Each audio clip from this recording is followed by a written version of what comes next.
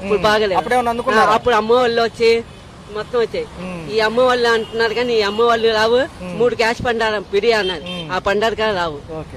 Right బాబు అంటున్నాయి అంటున్నారు. పర్లేదు కంట్రోల్లోకి వచ్చినాయి అంటారా? ఏమీ లేవు. ఎలా ఉన్నాయి సార్? నూనె బ్యాట్ 160 రూపాయలు.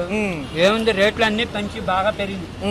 జనాలను ఎత్తున పూర్తి చెప్తే ఏం లేదు సార్. మరి కరెంట్ ఛార్జీలు 190 పైసలు పెంచామంటున్నారు. స్మార్ట్ మీటర్లు కూడా కొత్తగా రాబోతున్నాయి సార్. రీఛార్జ్ చేస్తేనే ఓకేనంట సార్.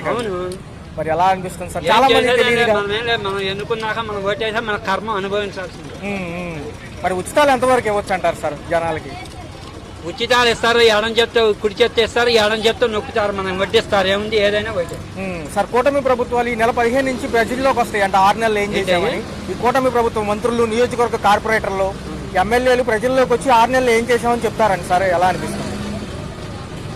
చెబితే ఈయన వాళ్ళు అంటారు.